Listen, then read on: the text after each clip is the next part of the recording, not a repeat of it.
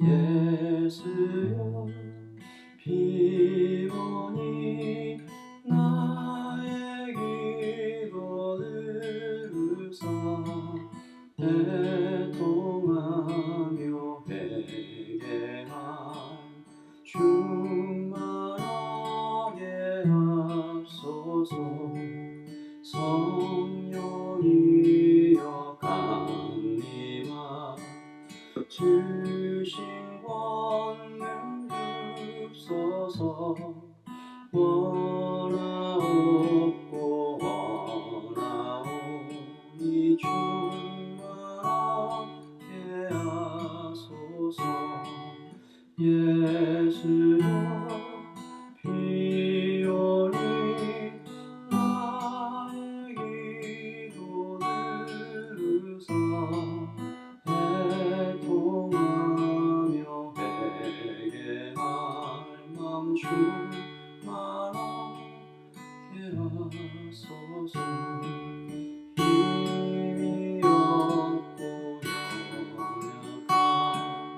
엎드려서 비오니 성령 강림하옵소서. 충만하게 하소서. 예수여 비오니 나의 기도 들으사 애통하며 회개할 맘 충만하게 하소서. 예수여 비오니 나의 기도 들으사 애통하며 회개할 충만하게 하소서. 아멘. 오늘 우리에게 주신 하나님의 말씀은 요엘서 1장 1절부터 12절까지 말씀입니다. 요엘 1장 1절에서 12절까지 말씀 함께 보도록 하겠습니다. 부두엘의 아들 요엘에게 임한 여호와의 말씀이라.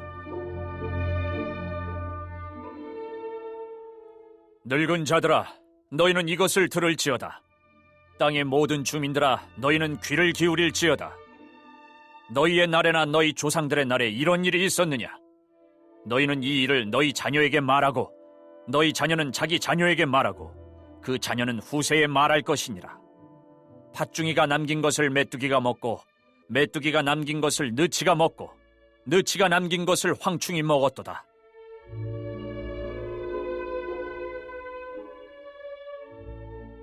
취하는 자들아, 너희는 깨어 울지어다. 포도주를 마시는 자들아, 너희는 울지어다. 이는 단 포도주가 너희 입에서 끊어졌음이니 다른 한 민족이 내 땅에 올라왔음이로다. 그들은 강하고 수가 많으며 그 이빨은 사자의 이빨 같고 그 어금니는 암사자의 어금니 같도다. 그들이 내 포도나무를 멸하며 내 무화과 나무를 긁어 말갛게 벗겨서 버리니 그 모든 가지가 하얗게 되었도다.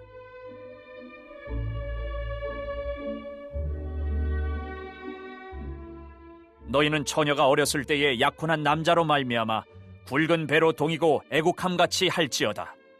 소재와 전제가 여호와의 성전에서 끊어졌고 여호와께 수종드는 제사장은 슬퍼하도다. 밭이 황무하고 토지가 마르니 곡식이 떨어지며 새 포도주가 말랐고 기름이 다하였도다.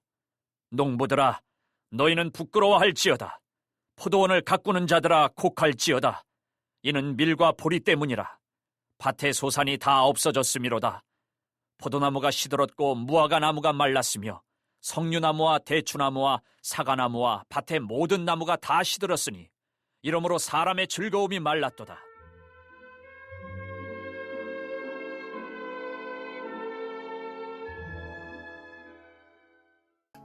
아멘. 하나님의 말씀입니다. 말씀을 한번 읽으시면서 잠시 묵상하시겠습니다.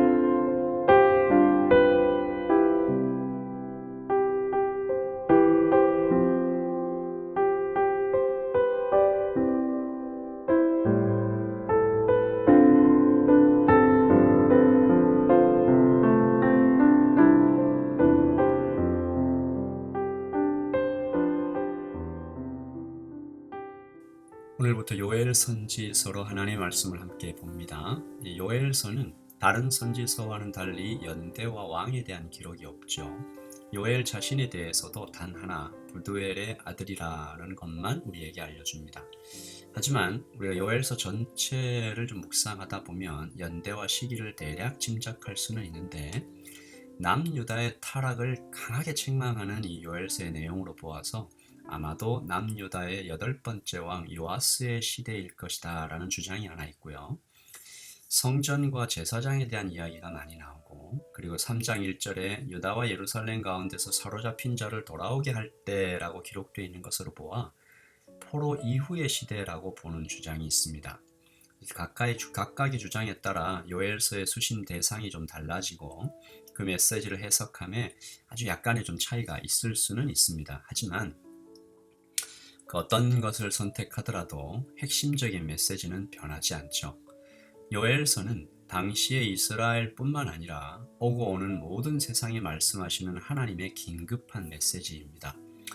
요엘서가 선지서이기 때문에 더욱 그런 것인데, 여러분, 선지서는 미래에 되어질 일에 대한 하나님의 메시지, 그리고 하나님께서 특별히 선지자에게 맡겨주신 말씀을 전하는 그런 내용인데, 여기서 미래라는 것을 우리가 잘 봐야 될 필요가 있습니다. 미래라는 것은 요엘 선지자 당시 그리고 조금 후의 미래를 포함하죠. 물론 그러나 종말론적 우주에 관한 초월적인 메시지인 것입니다. 그러므로 이 메시지는 아이러니하게도 현재에 초점이 있습니다. 항상 단순히 미래의 일을 보여주는 것이 아니라 지금 너희들의 행동이 이대로 계속된다면 이런 일이 생길 것이다 라는 전제를 깔고 있는 것입니다. 이것이 요엘 선지자 당시의 이스라엘에게 하시는 하나님의 말씀이기도 하지만 지금 이 땅을 살고 있는 우리에게도 똑같은 하나님의 말씀이죠. 지금 너희들이 이렇게 계속 행동한다면 이런 미래가 닥칠 것이다. 어떤 학자는 그러므로 선지자들의 사역은 본질적으로 좀 외롭다, 고통받을 수밖에 없다. 왜 그러냐 하면 선지자들의 이 메시지, 특별히 심판의 메시지가 그대로 실행되지 않을 때 선지자들의 사역이 완성되는 것입니다. 자신이 전하는 메시지가 부정되어야 자신의 사역이 성공적으로 마무리되는 것이죠. 이 대표적으로 요나 선지자가 있을 것인데, 니느웨의 멸망을 크게 외치며 성을 일주하지 않았어요. 그런데 그 메시지가 역사했습니다. 니느웨 백성들이 다 회개함으로 하나님께 돌아오고 하나님은 심판을 취소하셨죠. 요나 선지자가 전한 심판의 메시지가 실현되지 않을 때 요나 선지자의 사역은 완성된 것입니다. 그러므로 하나님께서 오늘 요엘 선지자를 통해서 우리에게 주시는 메시지도 그대로 이루어지지 않을 때 우리에게 정말로 큰 축복이 되는 것이죠. 나를 향한 메시지로 귀하게 들어야 할 것입니다. 오늘 말씀은 하나의 큰 재앙에 대한 하나님의 해석으로 시작됩니다. 당시 남유다 땅에 엄청난 재앙이 일어났어요. 바로 메뚜기 재앙이었는데 오늘 말씀 4절입니다. 팥중이가 남긴 것을 메뚜기가 먹고 메뚜기가 남긴 것을 느치가 먹고 느치가 남긴 것을 황충이 먹었도다. 팥중이, 메뚜기, 느치, 황충 모두 사실은 메뚜기의 다 다른 말입니다. 그러니까 메뚜기의 어마어마한 때가 왔다가 또 그 다음에 또 오고 연이어 계속 들이닥쳤다는 것을 의미하죠. 남긴 것을 먹었다는 표현이 4번이나 등장하면서 말 그대로 모든 농작물이 철저하게 파괴되었음을 강조하고 있습니다. 거기에 극심한 가뭄까지 겹치는 것이죠. 이 백성들의 고통이 극에 달하지 않았겠습니까? 10절 말씀 보시면요. 밭이 황무하고 토지가 마르니 곡식이 떨어지며 새 포도주가 말랐고 기름이 다하였도다. 이때 남유다의 백성들이 2가지 반응을 보였습니다. 첫째, 이제 우리는 망했다, 끝이다, 희망이 없다. 그리고 둘째, 아니 그냥 이것은 우연한 자연재해다. 그렇게 나타난 현상을 그저 물질적으로 표면적으로 해석하고 있을 때 요엘 선지자가 나타났습니다. 하나님께서 이 선지자를 통해 이 재앙은 단순히 자연재해가 아니라 하나님의 초자연적인 메시지라고 말해주는 것입니다. 내일 살펴볼 말씀에 나타나겠지만 요엘서 전체의 주제, 여호와의 날, 이 여호와의 날이 가까이 왔음을 보여주는 징조라는 것이다. 이 메뚜기 재앙은 여호와의 날이 곧 닥칠 것이라는 사인이다. 여러분, 모든 자연재해를 하나님의 메시지로 무겁게 받을 필요는 없겠죠. 그러나 하나님은 여전히 자연현상을 통해서 우리에게 말씀하십니다. 요엘서의 메뚜기 재앙을 바라보며 지금 우리가 겪고 있는 코로나 사태를 향한 하나님의 메시지 또한 생각해 보게 되는 것이죠. 요엘 선지자는 메뚜기 재앙을 당한 유다 백성에게 또 오늘 우리에게 세 가지 하나님의 명령을 전하고 있습니다. 첫째, 들으라. 오늘 말씀 2절이죠. 늙은 자들아, 너희는 이것을 들을지어다. 땅의 모든 주민들아, 너희는 귀를 기울일지어다. 너희의 날에나 너희 조상들의 날에 이런 일이 있었느냐. 전대미문의 재앙이라는 것이죠. 여기서 늙은 자는 나이가 많은 사람들 뿐만 아니라 당시 사회적 지도자격이었던 장로들을 포함하는 것입니다. 그들이 제일 먼저 들어야 했고, 그리고 땅의 주민들도 함께 들어야 했습니다. 귀를 기울여 주의 깊게 이 재앙을 통해서 하나님이 무엇을 말씀하시는지, 전대미문의 이 대재앙을 통해 하나님께서 우리에게 말씀하시는 메시지를 들어야 됩니다. 가볍게 지나쳐서도 안 되고 운명론이나 비관론에 빠져서도 안 된다. 전 세계적인 이 팬데믹, 코로나 사태가 무엇을 의미하는지, 하나님 무엇을 말씀하고 싶어 하시는지 우리 어떻게 들어야 됩니까? 우리 생각대로 들으면 되나요? 뉴스를 들으면 되나요? 물론 그래야 되죠. 그러나 말씀 앞에 앉아야 합니다. 깊은 기도로 들어가야 합니다. 여호와의 날이 갑자기 임하기 전에 하나님께서 친히 전하시는 이 사인을 통해서 주님, 우리에게 말씀하여 주시옵소서. 이 전 세계적인 재앙을 통해 하나님, 우리가 무엇을 들어야 합니까? 우리가 말씀 앞에서 겸손히 들어야 될 것입니다. 둘째, 전하라. 3절이죠. 너희는 이 일을 너희 자녀에게 말하고 너희 자녀는 자기 자녀에게 말하고 또 그 자녀는 후세에 말할 것이니라. 뒷지도자와 노인들이 잘 듣고, 그리고 이것에 대해서 하나님의 메시지를 잘 해석하여 모든 백성들에게 그리고 자녀들에게 전해야 된다. 예나 지금이나 자녀들은 하나님보다, 영적인 것보다 보이는 이 세상에 더 매력을 느끼기 마련입니다. 그리고 자신의 젊음을 지나치게 과신하기에 쉽게 잊어버리죠. 무슨 말이에요? 아비의 실수를 반복할 수 있다는 것입니다. 지금은 우리가 코로나 사태를 현재형으로 겪고 있기에 잘 모르지만 지나고 나면 또 금방 잊을지 모릅니다. 제가 이렇게 얘기하면 젊은이들이 좀 싫어할 수 있을 것 같은데, 코로나가 현재형으로 막 진행되는 중에도 청년들은 파티를 하고 또 함께 모이고 서로 끌어안고 그러고 있는 거죠. 좀 조심스러운 얘기이긴 하지만 코로나 사태가 자꾸 이어지고 이 델타 변이, 오미크론 변이, 이 각종 변이가 자꾸 나타나고 있는 이유는 어쩌면 하나님께서 이 자비로우신 경고를 계속 하시는 것은 아닌가 생각해 봅니다. 여호와의 날이 임하기 전에 자녀들에게 잘 말해줘라. 큰 징조가 지금 있는 것이다. 곧 심판이 있을 것이다. 마지막 날이 다가올 것이다. 근신하고 깨어서 하나님께 가까이 가라. 마지막 셋째요, 울어라. 선지자는 두 부류의 사람들에게 이 명령을 전합니다. 첫째, 5절에서요, 포도주에 취한 자들, 포도주에 취해서 자고 있는 자들에게 울어라. 둘째, 11절의 농부들입니다. 밭이 황무하고 토지가 다 말라버린 이 사람들에게 울어라. 그리고 어떻게 울어야 할지 한 사람을 통해서 보여주는데, 오늘 말씀 8절에 약혼자를 잃은 처녀처럼 이렇게 울어라. 너희는 처녀가 어렸을 때에 약혼한 남자로 말미암아 굵은 배로 동이고 애곡함 같이 그렇게 울어라. 당시의 약혼은 이 결혼식만 올리지 않았을 뿐 법적으로 부부로 인정하는 것이었거든요. 그러므로 처녀는 남편이 죽은 것처럼 우는 것입니다. 굵은 배옷을 입고 가슴을 치며 통곡하고 있는 것이죠.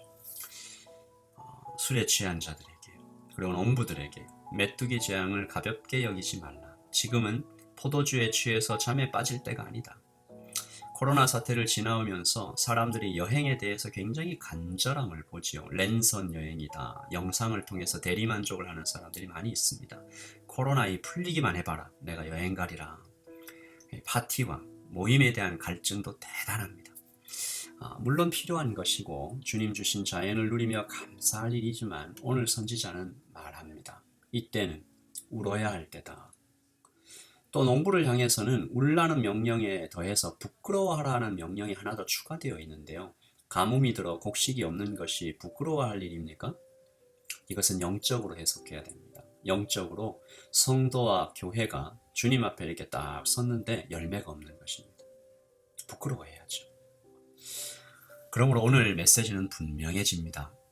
이 코로나 사태를 온몸으로 겪으며 우리는 하나님의 말씀을 더욱 붙잡아 그 앞에 엎드립니다. 주님, 어떻게 해야 될까요? 하나님 이것을 통해서 우리에게 무엇을 말씀하시나요? 영적인 지도자와 신앙의 선배들이 먼저 겸손히 엎드려야 할 것입니다. 혹시 이번 팬데믹이 지나가고 일상이 회복되더라도 자녀와 자녀에게 이 메시지를 계속 전해야 합니다. 여호와의 날이 멀지 않았다. 여러분, 이 팬데믹 사태뿐만 아니라 최근에 뉴질랜드 이 국회에서 성별을 마음대로 바꿀 수 있는 법이 통과가 되었죠. 횟수도 제한이 없습니다. 한 목사님이 페이스북에 글을 쓰셨던데 올해는 남자로 살고 내년에는 여자로 사는 것이 가능해졌다. 여러분, 이런 것들이 다 징조입니다. 오늘 우리가 울어라 라는 주님의 말씀, 회개의 눈물을 주님 앞에 드려야 할 것이죠. 우리는 듣고 다음 세대에게 전하며 엎드려 오는 것입니다. 주님, 여호와의 날이 이제 곧 굉장히 가까이 왔음을 우리가 느낍니다. 주님, 이 땅의 모든 백성들이 회개하고 주님께 돌아오게 하여 주시옵소서. 지금 우리가 겪고 있는 이 팬데믹의 경고를 결코 가볍게 받아서 지나치지 않게 하시고 무겁게 받아 하나님 돌이키는 역사들이 모든 교회마다 모든 가정마다 일어나게 하여 주시옵소서. 주님, 미리 알려주셔서 감사합니다. 주님의 말씀을 듣고 전하며 그리고 회개의 눈물을 흘리며 이 길 오롯이 걸어가기를 원합니다. 주님 도와주시옵소서. 하나님, 이 눈물 우리가 내 힘으로 흘릴 수 없는 것 압니다. 주님, 우리가 드렸던 찬양처럼 성령이여 강림하사 회개하는 영으로 우리에게 채워주시옵소서. 우리가 그렇게 기도하며 이 아침을 시작하겠습니다. 기도하겠습니다.